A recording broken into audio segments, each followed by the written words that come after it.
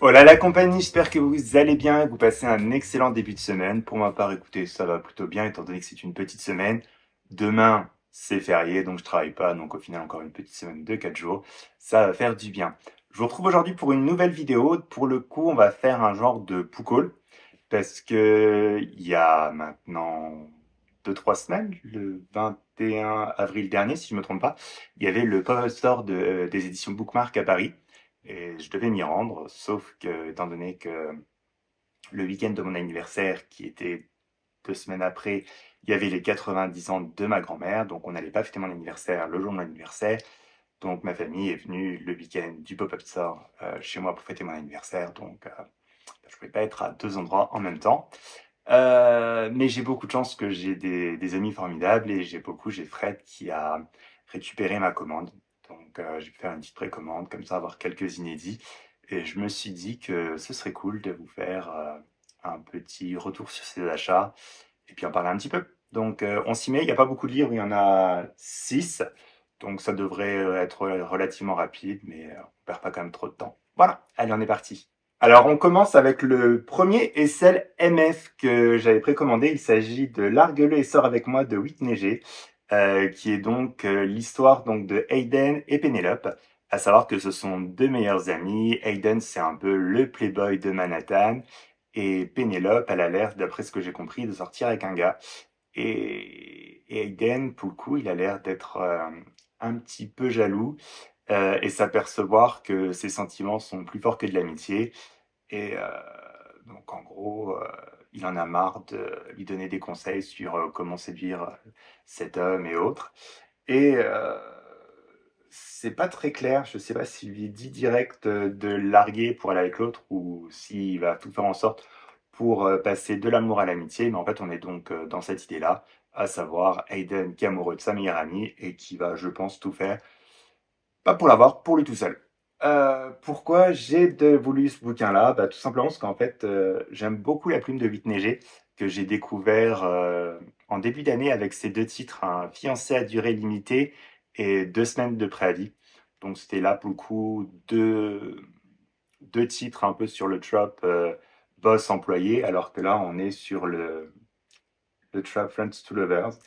Mais ça n'empêche que ça m'a bien intrigué cette histoire, parce qu'en fait, le résumé, la quatrième couverture, c'est un genre de message sur enfin, la transcription d'un message sur le répondeur que Hayden aurait fait à Pénélope pour lui avouer ses sentiments et lui demander de sortir avec lui. Et pour le coup, ça m'a intrigué, ça m'a donné envie d'en savoir plus. Surtout que le Friends to Lovers, bah, en MM, c'est pas tout le temps le trope que je préfère. Je suis plus Enemies to Lovers que Friends to Lovers. Et, bah, en MF, bah, j'en ai pas lu depuis longtemps. J'en ai pas souvenir d'en avoir lu d'ailleurs, depuis longtemps, même voire tout le temps. Donc j'ai envie de voir ce que ça donne, surtout qu'avec la plume de Whitney G que j'aime beaucoup. Donc voilà, ça m'a intrigué, donc bah, je l'ai pris. Voilà. On passe donc au MN, et là on a 5 sorties. Le premier, qui est la fin d'une série que j'attendais avec impatience et qui est une des raisons pour laquelle je voulais me rendre sur le salon pour aller le récupérer en pré-vente et pour le coup le faire signer par l'auteur, mais bon c'est pas grave, je reverrai l'auteur plus tard. Il s'agit donc de Dernier Frisson, le tome 3 du Club Kings de L.C. Blake.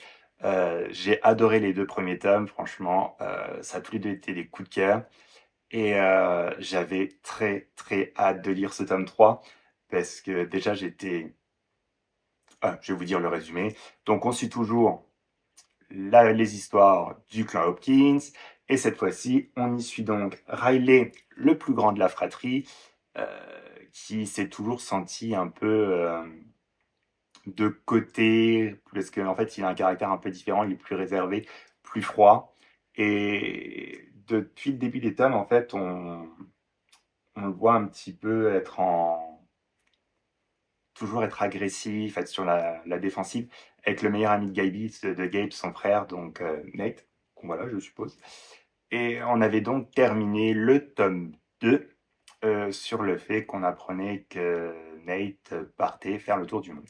Et donc là, on reprend le tome 3 avec l'histoire centrée sur Riley et le retour de Nate qui, si je compris, ne revient pas tout seul, donc il revient accompagné et ça a l'air de travailler Riley et qui s'apercevrait en fait que derrière toute cette animosité se cacherait un peu plus que ça. Donc pourquoi je voulais lire ce tome-là? Parce que déjà les deux premiers tomes ont été des coups de cœur, euh, parce que le personnage de Riley m'a intrigué dès le premier tome, surtout son animosité avec Nate que je ne comprenais pas. Je me suis demandé si s'était passé des choses entre eux déjà, et c'est pas très clair et on n'en sait pas trop. Je crois, si je me rappelle bien, parce que bon, ça date quand même ma lecture des deux premiers, faudrait que je les relise, que Nate, lui, avait jusqu'à présent un petit coup de cœur pour Riley.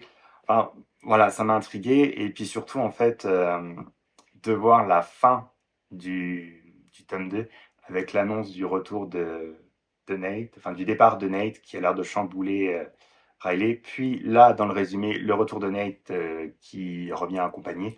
Je pense qu'on est parti sur quelque chose de sympa, surtout qu'en thématique, là, on est parti sur de l'Enemies to Lovers. J'adore le Enemies to Lovers.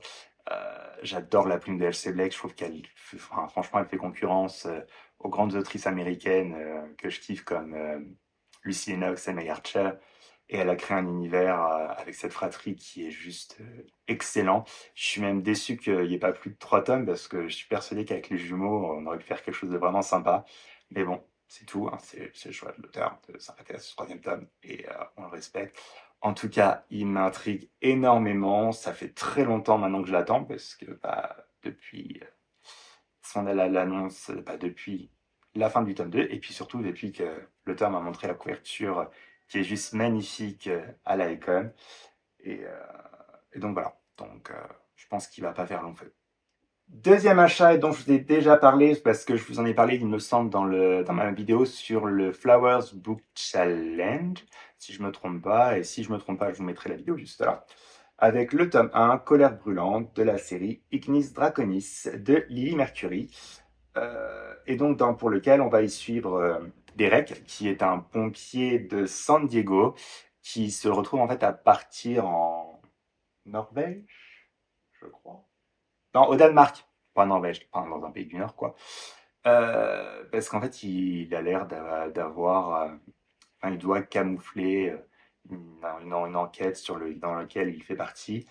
Et il va découvrir sa nouvelle brigade avec Storm et sa famille. Et pour le coup, ils ont tous l'air d'être immunisés contre le feu.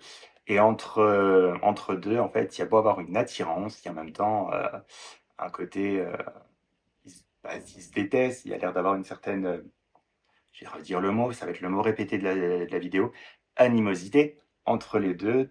Et pour le coup, ils vont devoir faire équipe parce qu'il y a un pyromane qui s'en prend à leur brigade. Alors pourquoi je l'ai voulu? Eh ben parce que déjà les pompiers, c'est sexy. Hein. Deuxième, la couverture, elle est juste terrible. Troisième point, on est sur de l'Enemies to Lovers, vous le savez, je kiffe ça. Et quatrième point, on est sur des métamorphes dragons. Et là, pour le coup, il me semble que j'en ai eu qu'une seule fois, donc j'ai hâte de découvrir tout ça. Et puis j'ai hâte de découvrir la prime de Lily Mercury, que pour le coup je ne connais pas encore. Donc on verra ce que ça donnera et puis je vous en parle très prochainement. Troisième achat en MM que j'ai fait, il s'agit de Prisonnier de guerre, le tome 1 de la série Dans la noirceur de l'espace de Lisa Henry, dont je vous ai déjà parlé, mais je ne sais plus dans quelle vidéo, donc je vais vous faire un résumé rapide. On est donc dans de la SF, dans un monde un peu futuriste, où il y a eu la Terre qui a été entre guillemets attaquée et qui est sous la pression en fait d'extraterrestres. Et donc là, en fait, il y a différents vaisseaux spatials qui protègent la Terre des envahisseurs. Et on a donc Brady, non, je ne sais pas lequel d'ailleurs, enfin Brady, qui est un jeune gars, un jeune homme hétérosexuel à la base, euh, qui se retrouve à faire genre de service militaire, à savoir que tous les jeunes à la fleur de l'âge se retrouvent à devoir donner 7 ans de leur vie, il me semble, sur les vaisseaux spatials pour protéger la Terre. Et il y a quelques années, on avait Cameron, qui était un lieutenant donc, au gradé de, bah, de- des militaires terriens, qui avait été enlevé par les Sans-Visages. Et un jour, en fait, débarque sur le vaisseau Oubradier une espèce de, je vais pas dire de vaisseau spatial, de petite navette extraterrestre avec à l'intérieur Cameron. Et en fait, ce qui va se passer, c'est que Brady va toucher l'espèce d'enveloppe gélatineuse dans lequel est conservé Cameron, et Cameron va le toucher, en fait, ils vont avoir des contacts. Et comme ils savent pas comment, vu que tout est écrit en langage extraterrestre, comment sortir Cameron de là, ils vont un peu se gourer, et en fait, Brady va devenir le cœur de Cameron, en fait, ce qui fait la batterie plutôt, ce qui fait battre le cœur de Cameron. Et en gros, donc ils vont être isolés tous les deux, mis en quarantaine, parce que ils doivent rester en proximité pour que Cameron puisse vivre. Et en même temps, ils veulent, ils n'ont pas confiance en Cameron et ils veulent l'interroger pour savoir ce qui s'est passé, pourquoi il est resté si longtemps, qu'est-ce qui s'est, enfin, tout ça. Et bien entendu, va naître entre les deux, parce qu'ils se partagent leurs pensées, leurs sentiments, leurs souvenirs et autres, va naître une certaine relation entre les deux qui va évoluer fortement. Pourquoi j'ai adoré ce titre? Parce que déjà, j'adore la plume de Lisa Henry, et ce livre, je l'avais déjà lu en VO il y a quelques années, et j'avais pas lu la suite, parce qu'il s'est passé plusieurs années entre le tome 1 et le tome 2, et quand j'ai vu que MXM Bookmark les sortait en VF, je me suis dit, c'est l'occasion rêvée de redécouvrir ce titre que tu as déjà lu et d'enchaîner avec les prochains tomes. J'avais été particulièrement sensible en fait à leur histoire, parce que j'avais trouvé magnifique cette histoire des deux personnages qui s'aident à survivre, de la découverte de la sexualité de Brady et de tout ce qui se passe, du passé de Cameron. Enfin, tout ça, ça m'avait vraiment, vraiment plu, vraiment touché. Ça avait été un coup de cœur, c'est toujours un coup de cœur à ma relecture. J'ai pris énormément de plaisir à le lire, à redécouvrir cette histoire. Les personnages m'ont touché. Enfin, franchement, c'est une petite pépite que je conseille énormément, et je le voulais donc me procurer toute la série en papier. Donc c'est pour ça que je l'ai pris. Voilà. Quatrième sortie que j'ai pris, que j'avais précommandé, il s'agit du Chant du Dernier Dragon de Camille Wright. Camille Wright, qui est une autrice de chez MXM Bookmark, enfin des éditions Bookmark, que ça faisait longtemps que je voulais découvrir, en fait, surtout avec sa dernière série où il y avait Loup Solitaire, sa trilogie, et que j'avais pas encore pris le temps de découvrir. Et là, quand j'ai vu qu'elle sortait un stand-alone entre un métamorphe loup et un métamorphe dragon, je me suis dit, écoute Loïc, c'est l'occasion rêvée, surtout que cette couverture, il faut l'avouer, est juste splendide. Et donc en fait, on y suit Lane, qui est donc un loup-garou pour le coup, qui a perdu son œil et qui en plus a été banni de sa meute. Euh, donc dans la quatrième de couverture, ils ne nous disent pas pourquoi. Et qui va rencontrer Cole, qui est donc, qui cache sa nature de dernier dragon métamorphe, pour le coup. Et entre eux va naître une relation, et qui cache un peu, parce qu'en fait, Cole ne veut pas dévoiler sa nature, mais il va devoir le faire en fait quand Lane est accusé de meurtre de métamorphe. Et donc Cole, vu que Lane c'est son âme sœur, il veut pas qu'on lui retire, parce qu'il se va passer des décennies, des siècles avec, et pouvoir continuer leur relation et leur amour. Donc il va se présenter comme le dernier dragon et tout faire en sorte pour protéger l'amour de sa vie. Voilà. Donc, pourquoi? Comme je vous l'ai dit, déjà, j'avais envie de découvrir la plume de l'auteur. Deuxièmement, ça m'a intrigué cette histoire d'âme sœur entre un loup métamorphe et un dragon métamorphe. Cette histoire de dernier dragon, je pense qu'il y a une petite enquête derrière qu'il va y avoir pour savoir qui a tué les métamorphes, bien entendu, parce que c'est quand même le cœur de l'histoire, vu que Lane est accusé de ça. Je suis intrigué aussi par le passé de Lane, pourquoi il a été exclu de sa meute. Et en même temps, je suis intrigué de savoir pourquoi Cole et comment Cole est devenu le dernier dragon. Voilà. Donc, tout ça fait que ce côté fantasy, peut-être urban fantasy, parce que ça se passe aussi dans notre univers, m'intrigue énormément. Il me donne vraiment envie de le lire. Donc, il va passer très rapidement à la casserole et je vous en parle très prochainement. Enfin, dernier achat, et qui est un petit bug parce que j'avais commandé la partie 2 et que ils m'ont mis la partie 1. Puis bon, étant donné que j'ai eu Fred à récupérer ma précommande, voilà, et donc elle n'a pas fait attention, et puis bon, c'est pas grave, tant pis. je me retrouve avec 2 fois le tome 1, ça va que je l'ai pas lu, donc soit il finira sur Vinted, soit je vous le mettrai en concours, je sais pas trop. On verra bien. Il s'agit donc de la partie 1 du Serment empoisonné. Euh, non, le Serment empoisonné, la partie 1 de la série Le bourdonnement de la guerre, le tome 1. Alors, voilà, donc en gros, la série c'est Le bourdonnement de la guerre, qui est le tome 1, et ils ont séparé le tome 1, le Serment empoisonné, en 2 parties. Je sais pas si j'étais très clair, parce que j'ai pas tout à fait compris moi-même. En tout cas, c'est de Hailey Turner, et on est dans une ambiance fantasy, fantastique, avec du steampunk, et toute une histoire de royauté. Donc, en gros, quand il y a eu la famille royale de ce pays qui a été éliminée, et les 3 enfants ont été séparés pour leur protection. Il y a donc, je vais vous le dire comme ça, je suis désolé parce que c'est un peu compliqué. Il y a Emery, en fait, qui est l'unique survivante officielle, qui est contrainte d'assumer seule et beaucoup trop tôt le rôle qui lui revient en épousant le fils du meurtrier de sa mère. On a son frère Soren, qui est quant à lui catapulté sans aucun souvenir de sa vie passée chez les gardiens, puis chargé de protéger les frontières de Maricol. Maricol qui, je suppose, est pas l'univers dans lequel on se situe. Et enfin, on a Caris qui était un bébé au moment de l'attaque, qui est caché par des nobles désignés pour l'élever comme leur enfant. Ils sont tous séparés et suivent leur propre route, mais le destin se met en marche et par-dessus tout, une rumeur court, une menace se profile, donc voilà. Pourquoi j'ai commandé ce roman? Pourquoi déjà j'avais pris à la Icon déjà, et pourquoi j'avais voulu lire cette histoire? Parce que j'adore la plume de Hailey Turner, que j'ai découvert avec Tête de sang et la série qu'elle a chez Juno, je me rappelle plus trop. Je me rappelle plus le nom de la série.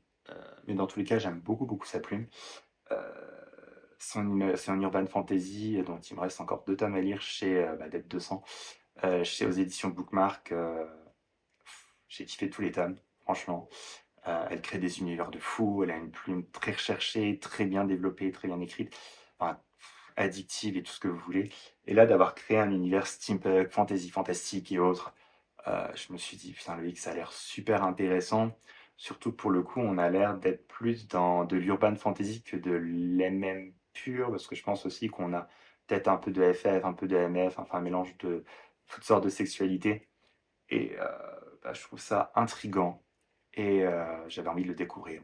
Donc, pour le coup, je vais prochainement lire le tome 1 et je compte me reprendre la partie 2 prochainement pour lire ça, parce que le tome 2, lui, est sorti aux États-Unis il y a pas longtemps. Et donc, il sortira, je pense, en fin d'année aux éditions Bookmark. Donc, je ne vais pas prendre trop de retard. Donc, je pense que je vais me faire la partie 1 du tome 1 en début d'été, et je me ferai sûrement la partie 2 à la fin d'été ou à la rentrée, début de l'automne. Donc voilà, mais dans tous les cas, je vous en reparlerai ici et sur la chaîne et sur mon compte Instagram.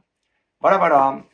Eh bien écoutez les amis, c'est tout pour ce petit book haul. Donc c'est une vidéo très rapide, hein. Vous avez vu, j'ai été très raisonnable. Pour une fois, j'avais fait que 6 achats. Euh, mais bon, vu que je suis pas très raisonnable sur le reste du temps, je m'étais dit Loïc, ne craque pas ton slip, sachant que j'avais fait que 6 précommandes, parce que je me disais que de toute façon, en allant sur place, j'allais craquer pour d'autres bouquins. Donc voilà, c'est pour ça que j'avais été raisonnable avec les précos. Et j'avais juste pris les préventes et vraiment les titres exclusivité et book haul. Ouais, bookstore. Ouais, bookstore. Pop-up store, pas bookstore. Oh putain, j'ai du mal aujourd'hui. En tout cas, écoutez, j'espère que l'année prochaine, je pourrai me rendre au pop-up store. Euh, Parce que ça a l'air franchement d'être un événement qui a l'air d'être super sympa. Il y a tous les auteurs français qui vont à chaque coup. Et c'est un moment, je pense, chaleureux et très intense et hyper intéressant pour rencontrer les auteurs et papoter avec eux. Donc voilà, c'est que partie remise. En tout cas, j'espère que vous aurez apprécié cette vidéo. Si vous êtes rendu au Pop-Up Store, n'hésitez pas à mettre en commentaire ici, en commentaire sur YouTube, ou sur la publication Instagram, votre ressenti, comment vous avez vécu Pop-Up Store. Si vous avez lu certains de ces sites, n'hésitez pas à me donner votre avis en commentaire ou en DM, ils sont toujours ouverts. Et puis, pour le coup, je vous retrouve dimanche pour une nouvelle vidéo qui devrait être cette fois-ci une FAQ. Donc voilà, donc écoutez, en attendant, je vous souhaite une très bonne fin de semaine, je vous fais plein de bisous et je vous dis à très vite.